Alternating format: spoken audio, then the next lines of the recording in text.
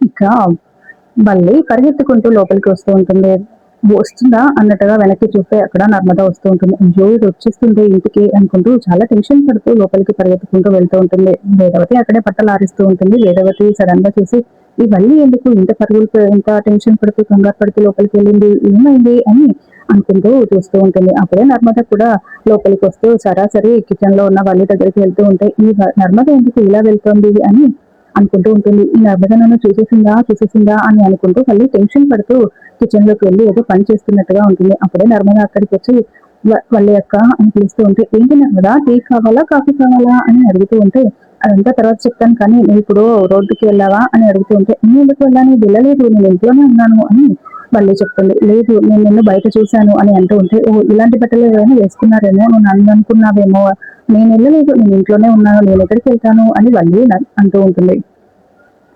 అంటే ఏం కావాలి కదా ఇలా వచ్చావేంటి అంటే నిజం కావాలక్క అని అంటూ ఉంటే ఏంటి అని మళ్ళీ అడుగుతూ ఉంటుంది. నువ్వైతే బయటికి వెళ్ళలేదంటావు అవునా అంటే వెళ్ళలేదు అని మళ్ళీ చెప్తుంది.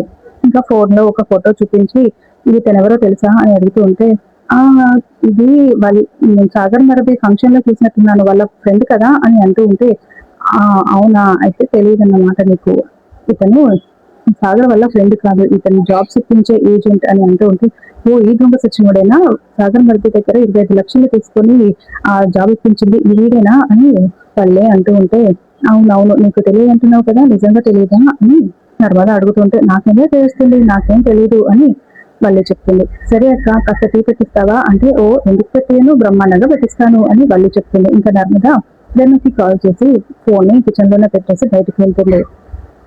ఇంకలా వాళ్ళు టీ పెడుతూ అమ్మో నాయనో ఇది ఇన్ని క్వశ్చన్స్ వేస్తుంది నేను దొరికిపోయినట్టేనా అని అనుకుంటూ వెంటనే అమ్మకి ఫోన్ చేయాలి అని భాగ్యంకి ఫోన్ చేస్తూ ఉంటుంది. ఇంకా అనంతరావు భాగ్యం మాట్లాడుకుంటూ ఉంటారు. అప్పుడే వాళ్ళ దగ్గర నుండి ఫోన్ రావడంతో ఫోన్ స్పీకర్ లో పెట్టు అని ఆనందరావు చెప్తాడు. ఇంకా ఇద్దరు వింటూ ఉంటారు. అమ్మ కాస్త వెళ్తే నేను దొరికిపోయింది కదండి అని అంటూ ఉంటే ఏమంటే నిన్న ఎవరైనా చూసారా అంటే నన్ను నర్మద ఇప్పుడు దాకా నన్ను వెంబడించింది నా మీద క్వశ్చన్లు వేసిందమ్మా ఈ సాగర్కి జాబ్ వచ్చిందనే విషయం మనమే బయట పెట్టామని ప్రేమ విషయం మనమే బయట పెట్టామన్న విషయం నర్మదకి డౌట్ వచ్చిందమ్మా నాకు చాలా భయంగా ఉంది అని అంటూ ఉంటే డౌటే కదా వచ్చింది వాళ్ళకి ఎలాగో తెలియదు నువ్వేం టెన్షన్ పడకు అని భాగ్యం చెప్తూ ఉంటుంది. అది కాదమ్మా అని అంటూ ఉంటే ఇంకా నర్మద బయటికి కోపంగా వెళ్ళడం చూసిన వేదవతి ఈ నర్మద ఎందుకు ఇంత కోపంగా వెళ్తుంది అసలు వీళ్ళిద్దరి మధ్యలో ఏం జరిగింది అని వేదవతి కిచెన్ దగ్గరికి వెళ్తూ ఉంటుంది. ఇంకప్పుడే అన్ని మాటలు విని ఉంటుంది. ప్రేమ నర్మద ఫోన్ లో వల్లి మాటలు ప్రేమ రూమ్ లో వింటూ ఉంటారు. ఇంకా ఆ బండోడి విశ్వకి డబ్బుల కోసం ఆశపడి ఆ అమూల్యని అప్పచెప్పింది మనమే అని పెళ్లి పీటల మీద పెళ్లి కూతురుగా చేసిన తర్వాత పెళ్లి కూతురుని తీసుకొని వెళ్ళి విశ్వకి అప్పచెప్పింది మనమే అని డబ్బుల కోసం ఇదంతా చేశామని విశ్వాన్ని ప్రేమించేలా చేసింది మనమే అని మామయ్య గారికి కానీ అత్తయ్య కానీ తెలిసిందంటే నన్ను ఏం చేస్తారో అమ్మా మన విషయాలన్నీ బయటపడితే ఎలాగమ్మా అని మళ్ళీ మాట్లాడుతూ ఉంటే వేరేకి చాలా షాకింగ్ గా చూస్తూ ఉంటుంది.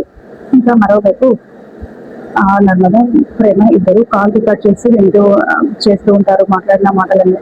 ఇంకా అలా ఇప్పుడు మళ్ళీ ఆపరేషన్ స్టార్ట్ చేయాల్సిందే ప్రేమ అంటూ ఉంటే ఎన్నోసార్లు నీకు చెప్పాను అక్క నువ్వు నా మాట వినలేదు వల్లి గురించి ఇంట్లో చెప్పేస్తే ఇదివరకు ఎప్పుడో ప్రాబ్లం సాల్వ్ అయిపోయేది కదా నువ్వు చంద్రబాబు కోసం అని ఆలోచించి ఇన్ని రోజులు ఆపావు చూసావా అనేది తన బుద్ధిని చూపించుకుంది కదా అందరి జీవితాలతో ఆడుకుందక్క అని అంటూ ఉంటే అవును నర్మద అవును ప్రేమ నేనైతే ఊరుకోను సాగర్ అసలు నాతో మాట్లాడట్లేదు అత్తయ్య కూడా నన్ను హీనంగా తీసుకుంది ఈ వల్లికి ఎలాగైనా మనం బుద్ధి చెప్పాల్సిందే అని 4 రోజుల్లో శ్రీరామనవమి ఉంది ఆ రోజు ఎలాగైనా సరే తన తప్పులన్నీ ఒప్పుకొని అది మామయ్య గారి కాళ్ళ మీద పడి దాన్ని క్షమించండి అని అడిగేలా చేయాల్సిందే అని ప్లాన్ ఏ ప్లాన్ బి అని ప్లాన్లు వేసుకుంటూ ఉంటారు.